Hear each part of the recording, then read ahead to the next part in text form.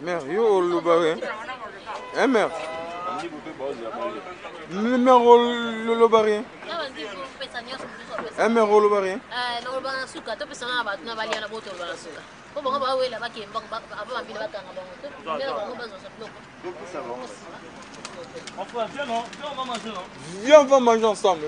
Fais ça mon début. Viens s'il te plaît. Mais fais ça mon début. Ah malé mais.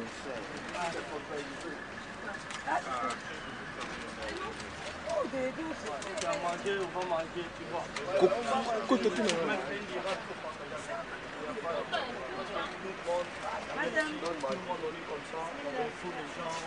Donc c'est ça qu'on fait ça. Pour quelqu'un qui prend même 1 dirham, tu vois. Tu prends?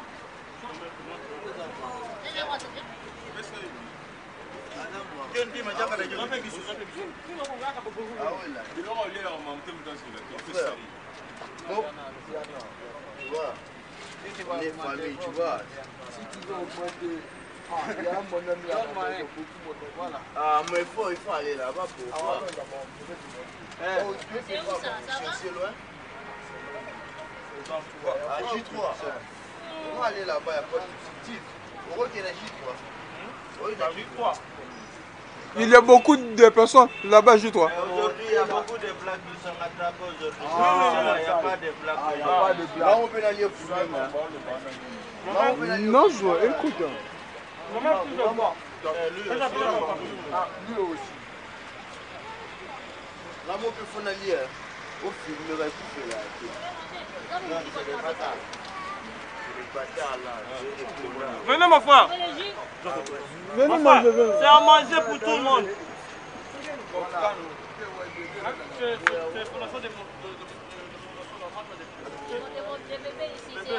Tu peux manger, tu peux prendre. On va la manger.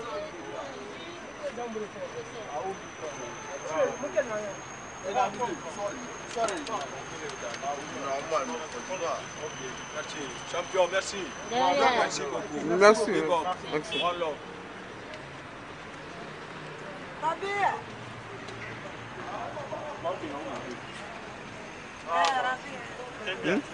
La fondation la mat a déjà en marche.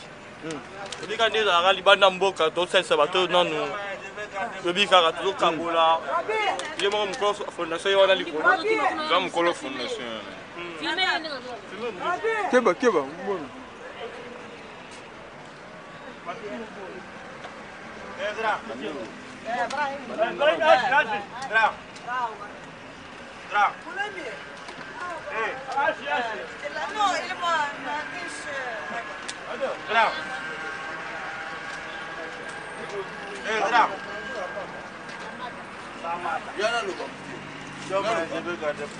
Merde, tu as besoin de polo. Il est pas du travail, voilà. Ça m'a dit travail. Je vais garder pour lui. D'accord. Tiens. Regardez pour lui. Mon niveau, bon, mais là, la ninga la bango, parce que tu vas te le misala. Voilà. Mukolo fondation yo. Mukolo fondation yo. Tout ça ninya. Tout ça pour nous partager biloko na baninga. Bao balala libanda. En anglais pe ote.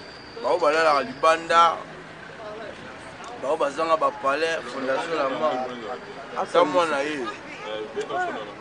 This is the foundation. For the youngest boy, you know what I'm saying? We are here to give the food to the people. They don't got house, you know what I mean? They're sleeping outside. We're together for everybody. You know what I'm saying? What's up? Malim, le coup, il y a. Nous avons plein de boulot, mais nous avons la caméra à jardin. Louba. On avait vu déjà. Mais le problème est que comment on a yaya? For everybody, this foundation for everybody. We bring every black together, you know what I'm saying? We are here to give the food for the people that suffer, they're sleeping outside, they don't got house. So that's what I'm saying. Everybody, check.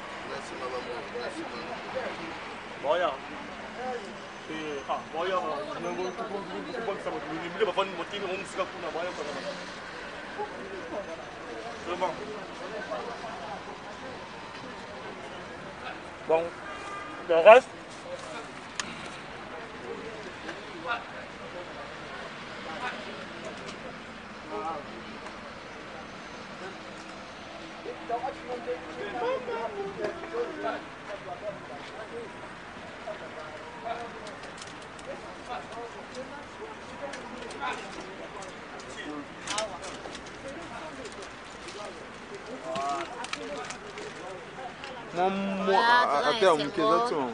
Touti Kinshasa, tu sais, distribution les 31 à payer à 31 au premier. C'est l'équipe bien, bah Kinshasa va dire sepeli. Ce que tu calcules qu'Afrique est à Congo, Afrique est à Batomine, Afrique peut va Maghreb, Bazali. Et on te connaît en Maroc, le gars Maroc est là la Belgique, dans la haute Belgique. On te sait moi d'or, moi lipois, moi viande, moi salade, n'est-ce pas moi jus. Donc tu as volé le monde à Batomine Banda pour vraiment peuple Mwindu. Baza bana condition bien te baza bana banzela bazola na bango na bambila bomone to za bato kima kima parce que bazozongisa bango na mboka yango biso toyeka la mwa muke to za lango même na bandi bongo bazozo biloko wa bien donc pas équipe raté même mutu mwindu bakolomboka bango bazo souffrir donc toya bato sunga bat nyoso oya muke to za lango tena so ba millionnaire te mais muke to za lango na cadre de fondation la mata muke to za lango to pesa po so inza mapamboli to ko pesa sur ya ebele ya muke mona ni lelo ngana to sali bata Kinshasa tena bazaki ndio comme la toka bata Maroc voilà c'est un peu voilà voilà ça se passe comme ça toujours on est au Maroc on est juste après on pesa batu ya bodia donc on monte sur moto zolia par exemple on va devoir regarder ça là on va faire sur te faut mo za zolia sur moto sala qui en photo lia bande ko bango balala ka banda on les a ma passi on monte to sali moi chest ya Inch'Allah, prochainement, on va faire l'effort de ça, tout va bien, ça va bien se bien. Donc, pas mon comment fondation? Fondation La Mata, Yango. Fondation La Mata. Voilà. Yango.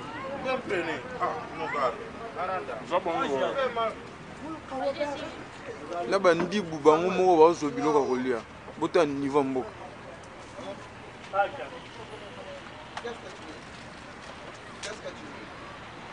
Nous sommes au Maroc, Rabat. Donc, nous pouvons partager fin de l'année, nous avons une école, nous avons massa, dans le cadre de la fondation La Mata. Donc, maman fondation, yo papa fondation, yo bébé fondation payé. Nicolo fondation, Nicolo fondation, Nicolo fondation, Yohana. Elle fait comme ça. Ben voilà, donc on est là, on est là.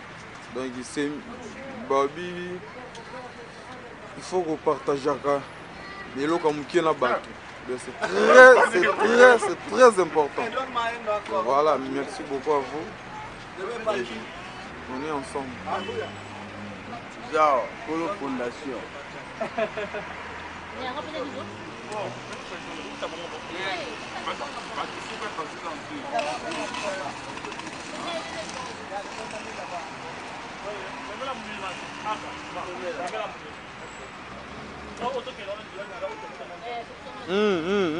Tout ça bon.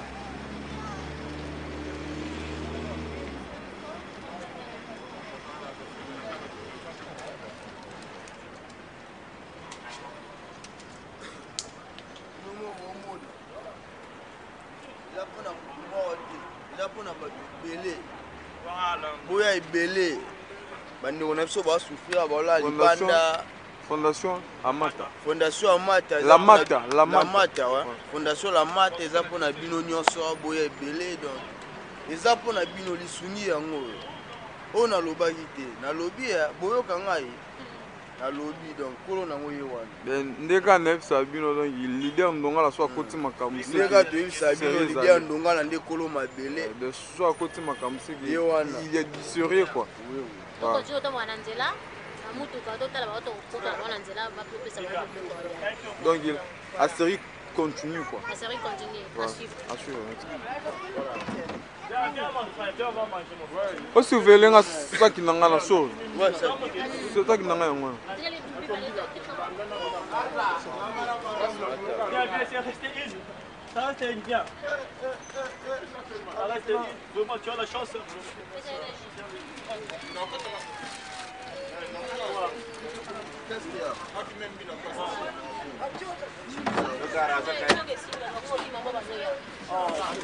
Safi khoya.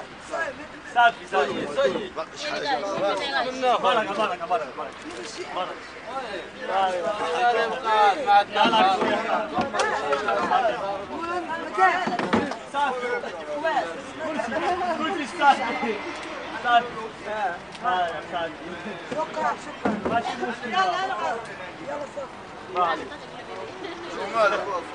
Fais des bisous.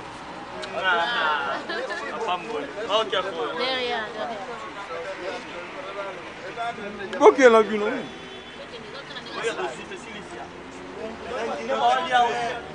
Bonnet, si Lydia Ndongala, chef, yende mukolo caméra.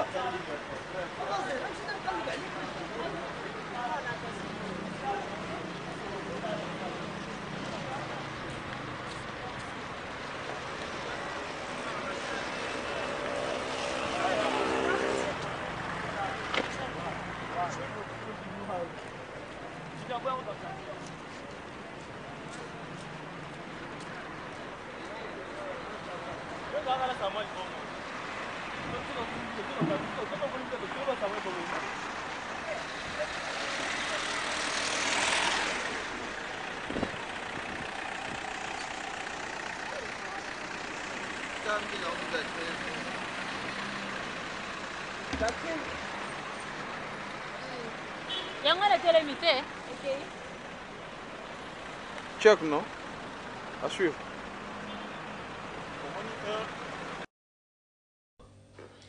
Bonjour, bonsoir, ça dépend de lequel vous êtes branché. Moi, c'est Déborah Lama, alias Bébé Secret de Bruxelles. Ce soir, j'aimerais vous parler de moi et de ma fondation Lamata. Je suis née d'une famille de 4 enfants, dont 2 filles et 2 garçons. Je suis la dernière. Je suis maman d'un beau petit garçon de 2 ans qui s'appelle Samuel Curtis Lamata. Je suis mariée à un beau jeune homme, un beau monsieur, que je préfère parler de son nom, ça c'est ma vie privée. Et en dehors de ça, je vais vous parler de ma fondation. En fait, cette fondation a été créée depuis très longtemps, mais on avait quelques problèmes administratifs à régler avant tout d'abord de l'annoncer. Et ce soir, aujourd'hui, on est le 31 décembre 2019. Donc, aujourd'hui, pour le réveillon de Nouvel An, la nuit du 31 au 1er, on a décidé de renaître cette fondation parce que on appelle cette nuit la nuit de traversée. Donc, on va traverser de 2019 en 2020 avec les sans-abri. Aujourd'hui, on a décidé plus ou moins de se lancer et de projeter vers ces sans-abri parce qu'on s'est rendu compte que ces sans-abri, ils n'ont pas de famille, ils n'ont pas de parents, ils n'ont pas de frères et sœurs, ni des tantes, ni des oncles pour leur donner le cadeau de Noël, le cadeau de Nouvel An. Donc, on s'est dit pourquoi pas un geste vaut un sourire. Donc aujourd'hui on a décidé d'aider ces gens-là, de fêter avec ces gens-là, d'être leur famille pour ce soir. Donc ce soir on est précisément à Kinshasa, Kasavubu, vers Victoire. On va faire cette distribution de repas chauds avec eux, fêter avec eux. On va laisser nos familles, nos parents, nos amis pour aller fêter avec eux parce qu'on va leur prendre pour notre nouvelle famille. Donc on va fêter avec eux ensemble. C'est des enfants, c'est des mineurs. On s'est dit pourquoi pas penser à eux pour ce soir. Et demain au Maroc, nous allons penser un peu aux adultes. Demain on sera précisément au Maroc précisément à Rabat. On va fêter avec les adultes, les aînés, des vieux, des jeunes, un peu avec un âge un peu avancé. Donc vous allez voir 2 images qui vont suivre, l'image de Kinshasa et l'image de Maroc. Et voilà, notre fondation n'est pas spécialement pour les enfants ou pour les mamans ou pour les tontons ou pour le truc. Non, la fondation est pour tout le monde, pour les handicapés, pour les vieillards, pour les mamans, les papas, les enfants, les bébés, les prisonniers. Donc on a décidé de viser tout le monde, de ne rien laisser, de penser à tout le monde. On n'a pas des millions, on n'a pas des milliards non plus. on a décidé de s'occuper des Africains. Qui veut dire Afrique Maghreb, Afrique noire, parce que c'est les Africains. On est tous des Africains, donc on a décidé d'aider tous les Africains. Donc voilà, vous allez voir par après les images qui vont suivre de Maroc d'abord, de Kinshasa d'abord, après vous allez voir demain pour le Maroc. Donc voilà, restez branchés, je vous dis joyeuse fête, bonne année à tout le monde. Et surtout si vous avez des cahiers, des livres, des jouets, des sacs de riz, des trucs à manger, veuillez nous contacter et allez sur la chaîne YouTube mltv1.com et allez aussi sur la page YouTube mltv1.com. C'est un site internet qu'on est en train de travailler avec eux. Et surtout, allez sur notre page de fondation. C'est écrit Fondation Lamata BBS de Bruxelles. Ça veut dire bébé secret de Bruxelles. Donc, Fondation Lamata-BBS de Bruxelles. Là, vous pouvez venir nous donner votre aide. Ça va vraiment nous aider à aider tout ce monde-là. Merci et joyeuse fête à tout le monde. Bonne année à tout le monde. On est ensemble. Merci.